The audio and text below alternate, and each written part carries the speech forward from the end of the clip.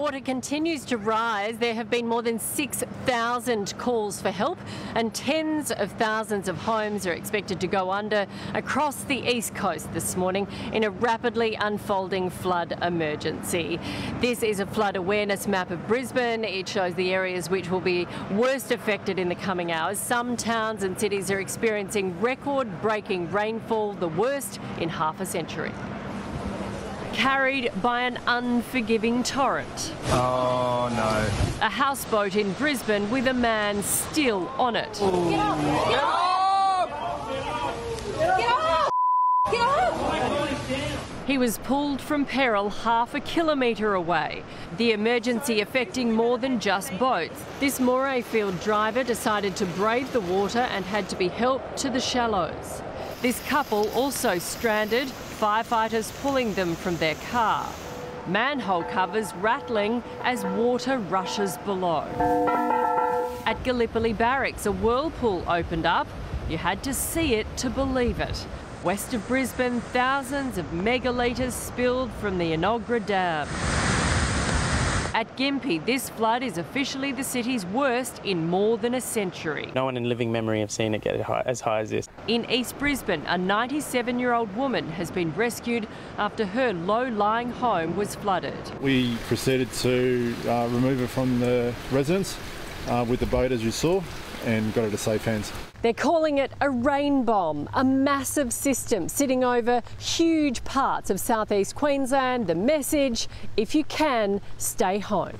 The storm has claimed at least 7 lives. The search for a man missing from Lismore in northern New South Wales will pick up again this morning.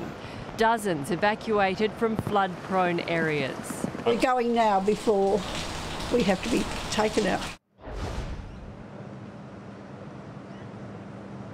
Live now to our team of reporters. First is Sunrise reporter Bianca Stone in Ipswich. Bianca, the floods have taken another life.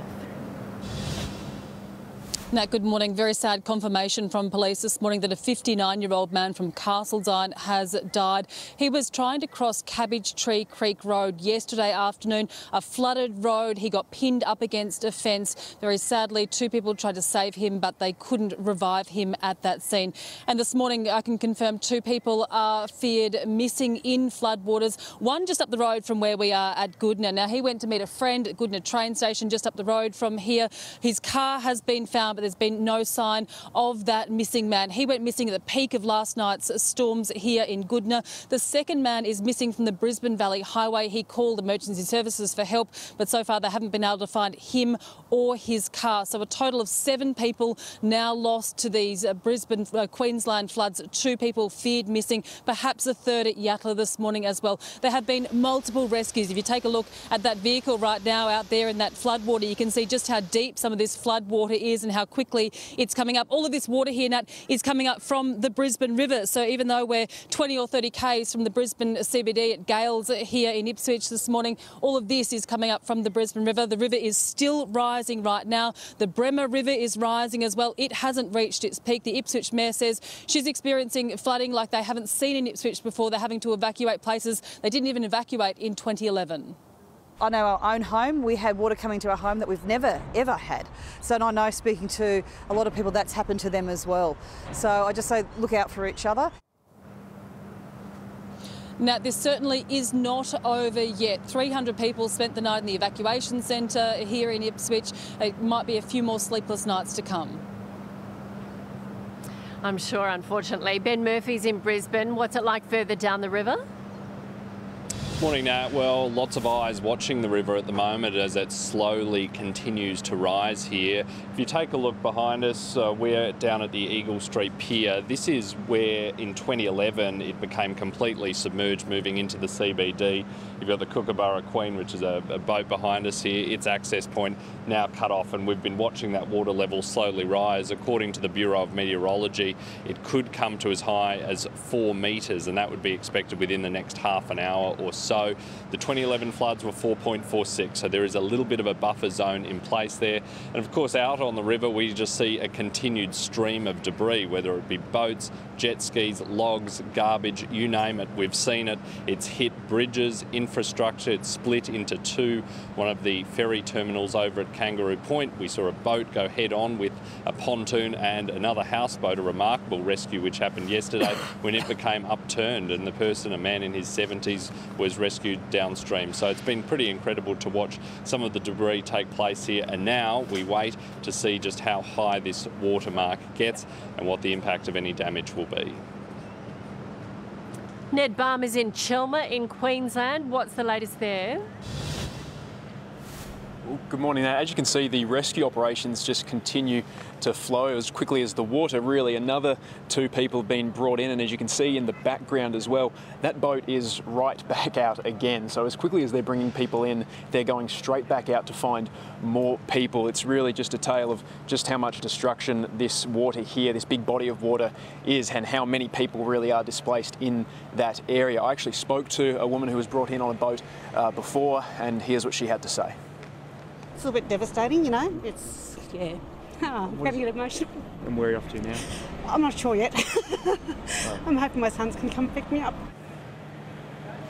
And that really is, I guess, the next question for a lot of these people is where to now. Now, there are still plenty of power outages, at least 2,000 homes without power here. So even if they could go somewhere around here, the quality of life without power, well, who knows how good that's going to be. So that's really the next step for a lot of people here, is finding that next place to stay. A lot of people are opening their doors, but it sounds like a lot more people will need to as these rescue efforts continue and more people look for a place to lay their head.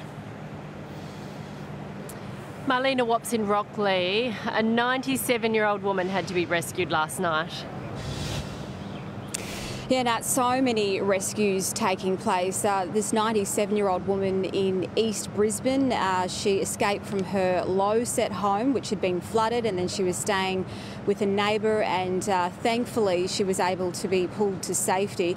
You know, the call centres for emergency services have just been inundated with thousands of 000 calls, lots of people calling for the SES as well, and we are seeing these extraordinary pictures this morning showing the extent of the widespread damage. Here in Rockley, a lot of homes have gone under, particularly the low-set homes. Some people stayed the night and they are waiting it out in the higher-set homes where the water hasn't reached the floorboards. They say it's not as bad as 2011, but a lot of people are nervously waiting to see what this high tide brings once all of that water starts to reach the Rockley area. So they're waiting to see what happens there. Some people are, given the break in the weather, they've decided to try to come back and inspect their homes, and there has been heartbreak here, Nat.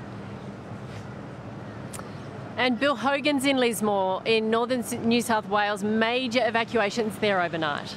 This is what we're unfolding with at the moment. We've actually just been told by the SES that we have already gone over the 13.75 limit, which is the metres that was recorded in the 1974 flood. So now we are likely to break the next record, which is the 1954 floods. It certainly is an unfolding situation here. We've got heaps of locals that have come here on their boats. We've got police with their rescue crews, and basically the mission is to try and rescue the people that are still stranded on homes around the CBD. That's South Lismore, North Lismore, East Lismore. All those homes in CBD are all underwater, and there are people still there. People are still on top of their roofs and they're waiting to be rescued.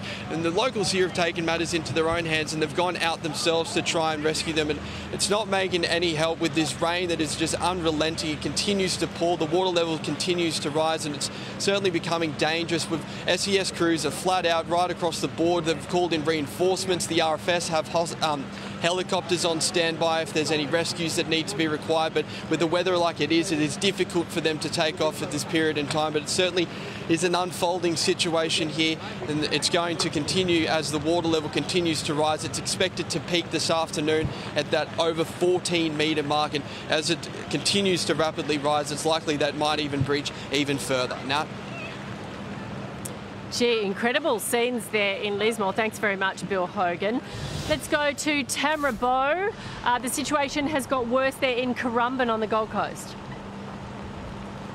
Now, they liken this to an unexpected cyclone, and I can confirm it does feel cyclonic this morning. Just in the past hour, we've been dealing with this torrential rain and now strong wind gusts in excess of 60 k's an hour. Just to give you an idea of what these locals are dealing with, this is the main intersection on Currumbin. I have never seen anything like it. Neither have locals. That is the way to the M1. That's the main highway that goes up to Brisbane.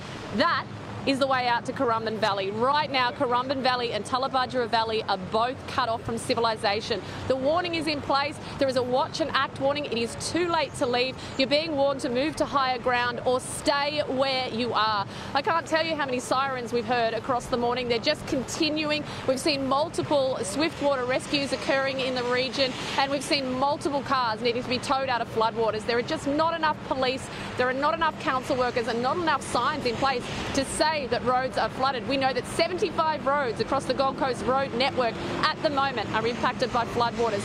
The request is from council and from emergency services to stay home. The message is not getting through, Nat. Our roads are congested. The M1 has even been cut. There's congestion on the highway because people are now on there and they can't get off. Yeah, the only way to stay safe is to get people to stay home, isn't it? Thank you, Tamara. Above Tamara is Paul Burt. You can see what's happening from high in the skies in a chopper. Oh, absolutely there, Nat. This is absolutely crazy. Have a look at this. We are coming downstream now from the hidden sand where we were literally 5 minutes ago now. This is Carrara and Robina. This is the back area and the central parts of the Gold Coast. There is so much water looking out towards Sydney Stadium, and here from the SeaWorld helicopter we can see how much water has pushed down. Even the jetties and the pontoons across these areas are on an incline. You have to walk up to the jetty. There's just water. There's cars being hit. There's cars on the roads here. The water is just flowing over areas.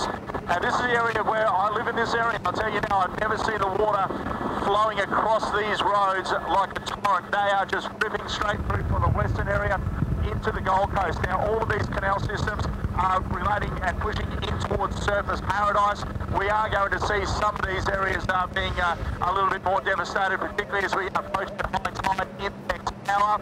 We've still got some time up our sleeve, but just looking from up here, I can also see down here a lot more water pushing in from one of these major rivers. That's Boobigan Creek, that's running into Clearwater waters here. We're also seeing these cars that people are just still trying to get through. They cannot do this. If it's flooded, forget it. We've heard it. We've been listening to it all day, all week. But people are still trying to get through these waters. I don't know why. But it's just an inland sea that is making its way into the Gold Coast as we take a look from above the areas again of Carrara and Robina. Areas that generally are not affected by floodwaters, but they have been on this particular occasion. And if we take another look back here, we are right on the edge of that system, that cloud system. You can see back it is just to the south of us. It is torrentially raining in areas of pretty much of Burleigh Headland and out towards Elanora, Currumbin. All those areas there have been another downpour pushing through. We're just we are literally following this system across the top of the Gold Coast. To the north of us, no rain. To the south of us, just here, it is still bucketing down. And that's what this system is doing as it folds its way towards Lismore and over the border region there, Nat. And I'll tell you, it's just an incredible sight looking from up here and to this an inland sea across the western and central parts of the Gold Coast. Yeah, look, the fact that people are not heeding that warning, we have had 7 people die in this disaster. If you can stay home, do what the Premier said and stay home. Paul, thank you very much for that live report above the Gold Coast. Sam Mack, let's go to you. Hello, Nat. We're in Auchenflower, inner city Brisbane, and we've been getting around this suburb through this morning and seeing a number of the roads that are blocked, a number of the homes, as you can see behind me, which are severely affected by the waters. But we're going to have a chat now with Kerry and Trapper. They were just on their kayaks because your place is just over there, number 29. We can see it behind us. Yep. Thanks for having a chat with us, guys. So talk us through the last couple of days for you. What's happened? How has it played out? Well, it's certainly been an interesting week. We just moved in a week ago, so a good time to come. We should have stayed in our hill up in Balmoral. Is that right? So your previous place, you're at the top of the hill in Balmoral? Absolutely, that's right. So we've gone. You've really got the timing for things, haven't you? Could have been better.